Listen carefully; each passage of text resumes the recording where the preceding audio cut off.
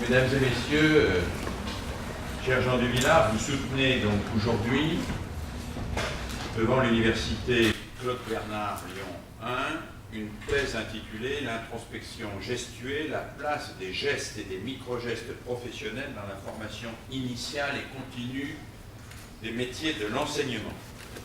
J'ai l'honneur de présider ce jury et vais vous donner quelques indications sur la façon dont va se dérouler la soutenance. Alors, dans un premier temps, vous aurez la parole pour présenter votre travail. Je vous demanderai de ne pas dépasser 25 à 30 minutes vraiment maximum, puisque nous avons des contraintes en matière de fin de la soutenance liées à des obligations des uns et des autres et à des problèmes de transport. Après votre présentation, le professeur Christian Alain, qui a été votre directeur de recherche, professeur émérite à l'université Claude Bernard Lyon 1, interviendra au titre de rapporteur. Il sera suivi de M. Pierre Gaucher, maître de conférence à l'université de Montpellier 2, de M. Stéphane Bro-Antony, professeur des universités à l'ESP de Reims, de Mme Anne Jorot, professeur des universités au CNAM à Paris, de M. Alain Mougnotte, professeur des universités à Lyon, à l'université Claude Bernard Lyon 1 et directeur de l'ESP, et puis je conclurai cette soutenance. Chacun des 6 intervenants membres de ce jury disposera pour dialoguer avec vous en tout d'une vingtaine de minutes, ce qui nous imposera, à nous membres du jury, mais aussi également à vous qui allez répondre aux membres du jury, de resserrer vos réponses, et puis les questions qui seront restées ouvertes donneront lieu à des réflexions ultérieures, et je ne doute pas qu'il y en aura de nombreuses. La soutenance est aussi quelque part un commencement en même temps qu'elle est une conclusion. Voilà, je vous donne la parole pour votre exposé liminaire. Bonjour, je suis heureux de partager ce moment avec vous et de vous présenter l'état de mon travail, l'introspection gestuelle, avec un sous-titre qui a son importance, vous l'avez dû constater, la place des gestes et micro-gestes professionnels dans la formation initiale et continue des métiers de l'enseignement. Voici mon plan. Le contexte, question explorée, cas, hypothèse, je passe tout de suite, méthodologie, résultat et la formation. Je vous laisse juste le prendre en compte. En introduction, je voudrais relever le fait que depuis plus de 30 ans, je suis dans cette maison très impliqué dans la formation. Et vous avez dû constater que cette implication m'avait quelque peu induit, on peut dire, dans ma posture de chercheur. Comme vous me l'avez fait remarquer, il en reste quelques traces indélébiles qui ressurgissent malgré ma bonne volonté de toujours vouloir m'en départir. Et ça me rappelle un petit peu ce que me disait Christian Alain lors de nos premières rencontres. Attention, là tu es davantage formateur que chercheur. Et je pense qu'il y a aussi une cause plus profonde par rapport à ça, cette volonté qui est mienne de toujours avoir une finalité de la recherche. C'est comme si j'avais à l'intérieur de moi une petite conscience qui me dise mais pour quelle finalité et quels sont les enjeux de cette recherche. Et c'est vrai que l'ensemble du personnel de cette maison souffre depuis de nombreuses années de cette dichotomie entre, on pourrait dire, une entrée plus praxéologique, plus didacticienne et une plus théorique, universitaire. Et pour ma part, en tant que responsable d'effet pendant une quinzaine d'années, je me suis aperçu que la complémentarité était intéressante et suffisamment valide. Par contre, c'est vrai que dans notre métier d'aujourd'hui, dans les circonstances du nouveau plan de formation, on est loin d'avoir, comment on peut dire, résolu ce problème. Et ma thèse, c'est un petit peu ce que j'essaie de dire. Ma thèse se veut justement d'essayer de me dire en tant que didacticien au départ, comment rentrer dans cette posture de chercheur pour pouvoir l'appréhender de l'intérieur. Et c'est justement tout l'enjeu de mon travail, je pense, l'intérêt personnel et en plus, j'espère, pour le bien public de ma recherche. Donc j'étais en train de dire une recherche pour quelle finalité. Je voudrais aussi donc tout de suite rentrer dans le contexte de la recherche. Depuis juillet 2013, le bulletin officiel vient de mettre en place les enseignants supérieurs de la pédagogie et de l'enseignement. Et dans les textes, il est dit, dans le BO de juillet 2013, que la formation doit être professionnalisante. Et j'ai pris le texte tel qu'il est dans le BO. Mais qu'est-ce que veut dire professionnalisante et pour quelle formation des enseignants? Et dans mes lectures, dans le vagabondage de mes lectures, j'étais rentré en contact avec un livre qui s'appelait Professionnaliser le métier d'enseignant en 2002. Et l'auteur disait « La professionnalité suppose une prise en compte du corps de l'enseignant, du corps du formateur. Les théories de l'action pêchent par leur absence de prise en compte du corps. Les niveaux existentiels de l'activité sont ignorés, si bien que l'ensemble des questions qui suivent restent sans réponse. Et l'anaphore qui suit résonne dans mon oreille de musicien. Qu'en est-il de l'implication de tout formateur, de tout enseignant? Qu'en est-il de la réceptivité en cours d'action, de la sensibilité pendant la réalisation de la tâche? Qu'en est-il de la distanciation dans les contextes difficiles et conflictuels? Qu'en est-il des stratégies de contournement, des lassitudes des praticiens? Ce texte résonne en moi, c'est mon travail depuis 30 années, de me dire comment vais-je pouvoir aider les enseignants à s'approprier, à s'apprivoiser dans ces gestes du métier et peut-être dans ces micro-gestes qui m'interpellent et qui font sens aujourd'hui où j'en suis dans ma recherche. Il y a un deuxième point sur lequel je voudrais m'attarder une seconde, c'est peut-être mon expérience de musicien. Je suis chef de chœur, j'ai une expérience de direction d'orchestre, je suis organiste, et c'est peut-être aussi cette expérience de musicien qui me fait prendre conscience de ce que j'ai appelé l'introspection gestuée, pour la simple et bonne raison que dans le temps de la démonstration, dans le temps de l'interprétation, comme on ne peut, comment dire, arrêter le temps. Et on doit toujours, comme si on avait un temps d'avance. Quand on dirige, si j'ai un hautbois que je veux faire partir, il faut que sur ma partition, j'ai prévu de le faire partir en amont. Sinon, il ne partira pas. Et je me suis dit, mais quel parallèle peut-on faire avec les micro-gestes professionnels des métiers de l'enseignant? Existe-t-il une similitude? Et c'est ce qui m'a lancé dans cette recherche autour de l'introspection gestuelle. Mais définissons peut-être ce que j'entends par introspection gestuelle. L'introspection gestuelle, pour moi, c'est cette posture réflexive du sujet sur lui-même afin qu'il puisse contrôler mentalement le geste ou les micro-gestes professionnels qu'il va produire dans le temps de sa mise en scène. J'en ai relevé plusieurs. Donc, j'ai relevé la posture gestuelle, c'est cette attitude dans les comportements, dans son comportement qui peut aller jusqu'à l'usage de la main. C'est aussi la voix comme instrument, dans ce que j'ai appelé la construction dynamique du discours. Et c'est aussi le regard qui est peut-être le plus proche de la relation. C'est aussi l'usage du mot dans ce que Jacques Cosny appelle ce copilotage, c'est-à-dire qu'il va être complètement en lien avec l'ensemble des autres. Et c'est aussi le positionnement stratégique ou tactique dans justement les placements et déplacements. Ces 5 micro-gestes sont pour moi fondamentaux et essentiels dans les gestes du métier. Par rapport à ça, donc, je voudrais peut-être définir ce que j'entends par micro-gestes professionnels. Ils sont pour moi un ensemble de petits gestes sensorimoteurs, on pourrait dire, qui sont plus ou moins conscients et qui, dans l'instant de la mise en scène, permettent à la parole justement d'exister. Ils engendrent des micro-contacts qui vont être en permanence rejoués sous forme de micro-contrats qui seront justement tout le temps négociés et renégociés avec l'ensemble de la classe. Et c'est cette dimension qui m'interpelle et qui m'intéresse et qui est au centre de cette introspection gestuelle.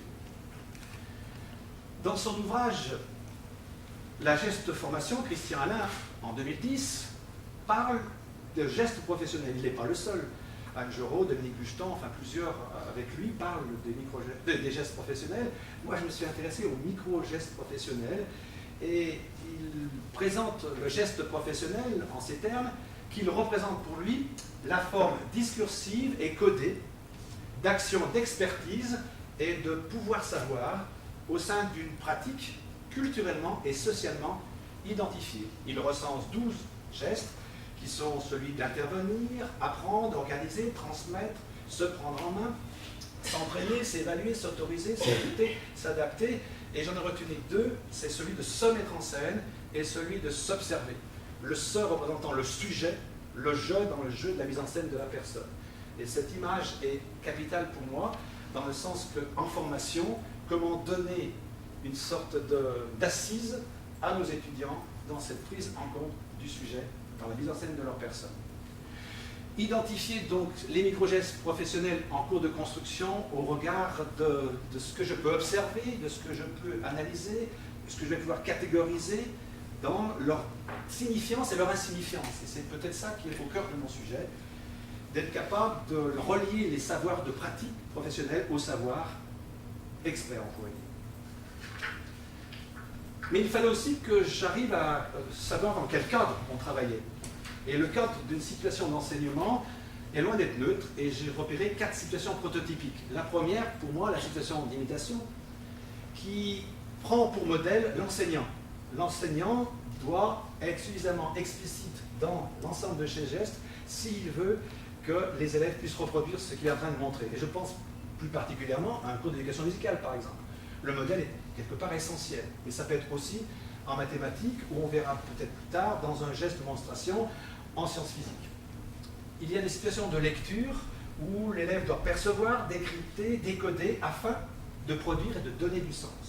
Il y a pour moi les situations d'observation qui ne sont pas de même nature que les 2 premières, et qui parlent justement de la perception, mais pour construire individuellement puis collectivement un sens. Enfin, il y a les situations que j'appelle d'exploration en conduite créative qui se rapprochent de la situation problème que tout le monde ici connaît. Mais par contre, les situations c'est bien gentil, mais ça ne peut exister que par rapport à des registres. Et j'ai identifié 3 registres, celui de l'instruction, celui de la médiation et celui de l'autorité. Le dernier étant celui qui pose aujourd'hui et à l'heure actuelle, mi-octobre, à l'ensemble des étudiants que je prends en ce moment, que ce soit les CAPES de physique, de mathématiques, de français ou les PE, ils sont dans le souci de la gestion de la classe. Parlons maintenant du cadre théorique. Au niveau de mon cadre théorique, j'aborde ici la question de la multiréférentialité de mes approches. Il y a énormément d'entrées et j'ai essayé de donner une sorte de conduit ou de fil conducteur, malgré que ce ne soit pas très simple. Et j'ai essayé de prendre comme fil conducteur l'idée d'objet mental, tel que Alfred Binet le définit en 1903 dans son ouvrage « L'étude expérimentale de l'intelligence ». Il parle justement d'introspection, et il parle d'introspection quand il observe justement le comportement de ses filles. Alors pour moi c'est un petit clin d'œil, j'ai 4 filles aussi, et c'est vrai que mon métier, j'ai pas mal appris en observant. Merleau-Ponty et la phénoménologie, c'est-à-dire une fois qu'on a défini, si le geste existe, on doit pouvoir le penser mentalement, donc on peut penser que c'est un objet mental. Mais cet objet mental n'a de sens que si j'y mets derrière une intention. D'où dans mon approche théorique d'amener la phénoménologie.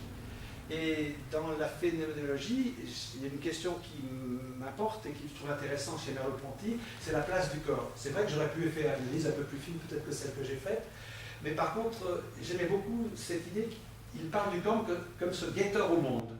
Et j'ai une petite citation, il dit « Ce corps actuel, que j'appelle mien, cette sentinelle qui se tient silencieusement sous mes paroles et sous mes actes. » Et c'est vrai que cette dimension proprioceptive serait en quelque sorte une connaissance précognitive de notre emprise sur le monde. Et à partir de là, l'homme perçoit le monde et dans cette réceptivité implique un schéma dynamique qui permet de construire justement tout ce qui est de l'ordre de notre posture et notre motricité. Pardon. Je voulais aussi aborder l'idée d'intentionnalité avec Husserl et l'idée d'époquer. C'est vrai qu'il parle de cette mise entre parenthèses pour se focaliser sur les sens. Et peut-être qu'il y a un parallèle à faire, qu'on y reviendront plus tard, avec l'idée d'introspection gestuelle, avec la différence peut-être notoire que l'introspection gestuelle n'est pas un arrêt sur image, parce que le temps avance systématiquement, il ne peut pas s'arrêter, sinon la musique s'interrompt. Et la musique du cours s'interrompt elle aussi. Enfin, j'ai abordé un tout petit peu les neurosciences, parce que c'est quelque chose, je trouve, qui est aussi au carrefour de ma problématique, sachant que notre cerveau projette en permanence des hypothèses sur le monde extérieur, et qui, de là, les met à l'épreuve. Mais, une fois qu'on a un objet mental, qu'on parle d'intentionnalité, on ne peut aussi ne pas s'interroger sur la qualité de l'intention. Bien sûr, il y a des gestes techniques, de l'ordre de la professionnalité, mais il y a aussi des gestes de notre ordre qui seraient plus dans l'humanité et dans ce rapport à l'autre. Et les rencontres que j'ai eues avec Jacques Costi m'ont beaucoup interpellé sur cette qualité de la relation qui est liée à l'empathie. Et cette dimension est pour moi essentielle et capitale dans la relation éducative. Et pour avancer, sachant que le temps m'est compté, j'arrive rapidement, si j'ai justement une intention, il faut que je m'intéresse à l'objet lui-même, et je ne pouvais pas ne pas passer par le filtre triadique de Peirce et la sémiotique.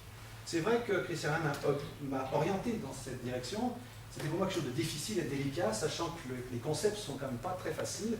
Le concept de priméité, secondéité, tertialité, pour après y transformer en icônes, indices et symboles, sachant que ça peut être encore plus complexe que ça, parce qu'on a 9 composantes au bout d'un moment. Par contre, cette exigence était pour moi une belle aventure, dans le sens, d'une part, dans nos relations et notre travail intellectuel, mais en plus m'a permis de construire le sens. Et c'est cette dimension peut-être anthropologique de l'objet qui peut exister grâce à ce filtre de Peirce, et c'est mon ancrage théorique pour, après, identifier des marqueurs.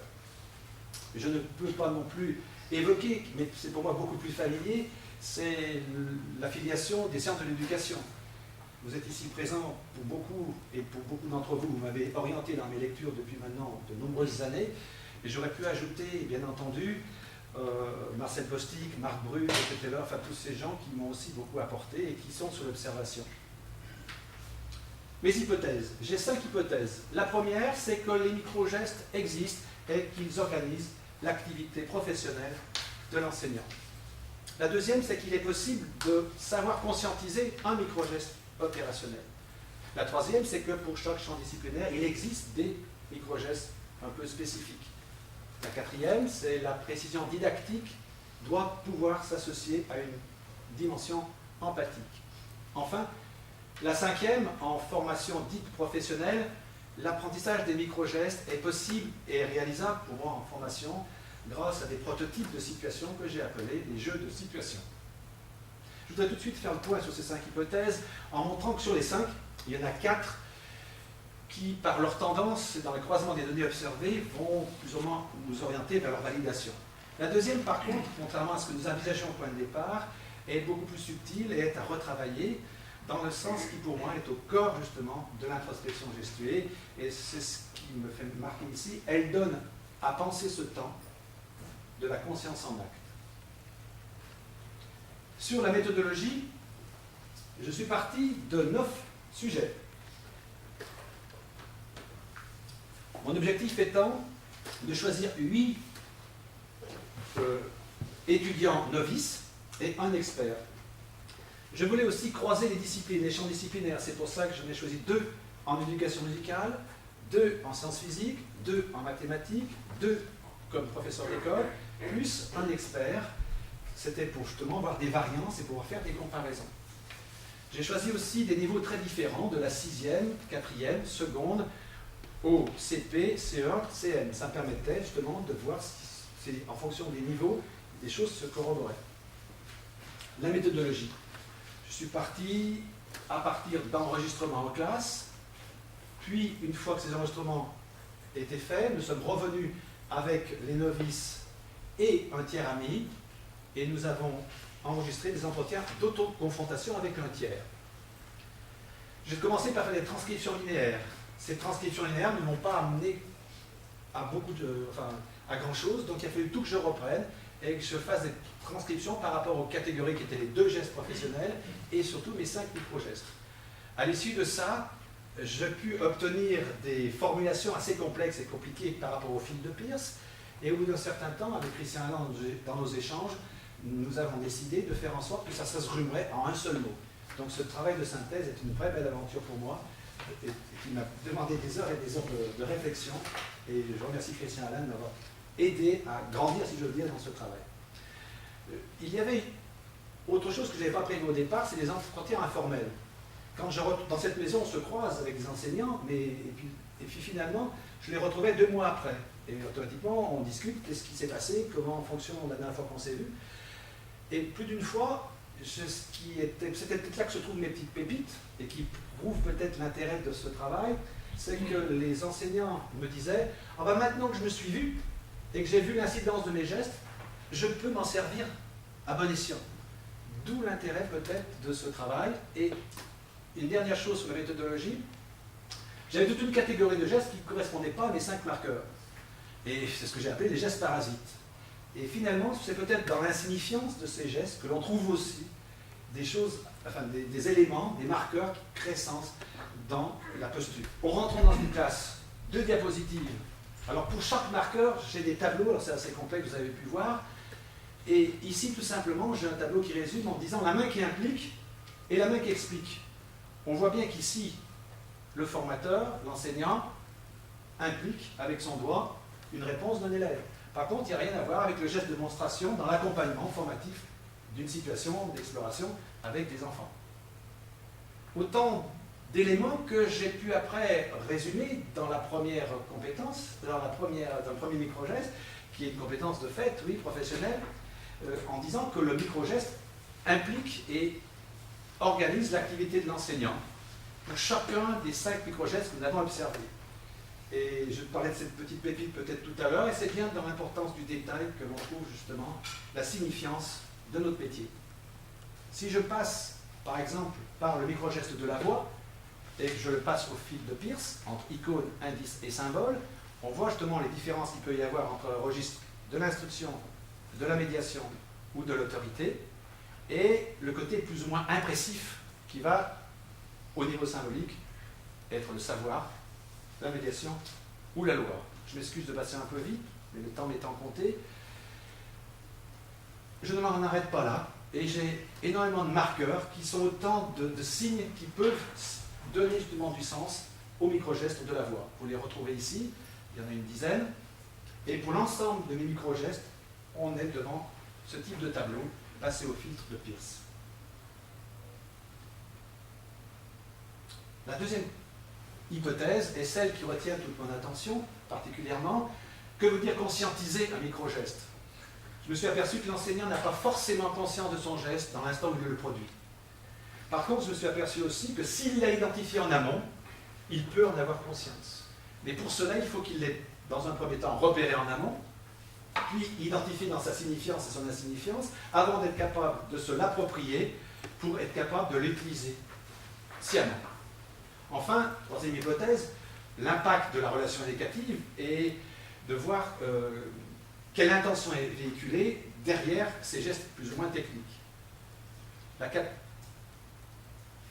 Et dans cette relation éducative, je me suis aperçu par rapport à l'empathie que le marqueur privilégié était peut-être ce micro-geste du regard, qui crée le lien dans ce regard de connivence ou pas, qui va créer la relation.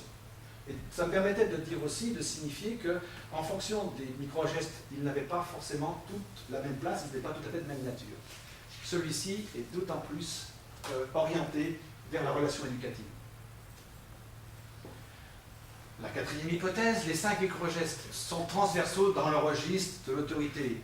On pouvait plus ou moins s'y attendre, mais il y a des contraintes spécifiques en fonction de chaque discipline d'enseignement. Et c'est ça qui me paraît être intéressant dans cette quatrième hypothèse, c'est qu'on peut justement voir un geste de démonstration en sciences physiques. Alors j'aimerais que tout le monde écoute, je vais faire une petite précision. Je rappelle, alors, vous avez mis vos dépôts comme ceci sur cette face de la feuille. Vous écoutez sur cette face de la feuille. Donc il est évident que vous allez retourner dans ce sens-là pour pouvoir voir à l'extérieur la migration de ce côté-là. Et donc pas... On voit bien ici toute l'incidence qu'il y a du geste de démonstration dans ce moment. Et c'est vrai que j'avais 2 étudiantes, il y en a une qui l'a fait comme ça en face de son groupe, l'autre qui l'a fait devant le premier bureau de la paillasse, et à la vidéo, il y avait un tiers de la classe qui voyait. Les résultats sont de fait à la hauteur de la prestation. Et la même chose au niveau de l'usage du tableau mathématique ou en éducation musicale quand on est en animation pour apprendre un chant. Enfin, en formation, pour moi, le jeu de situation, c'est un véritable laboratoire des pratiques professionnelles. Vous trouvez ici, chaque étudiant avait un profil qui se dégageait par rapport à une évaluation qualitative.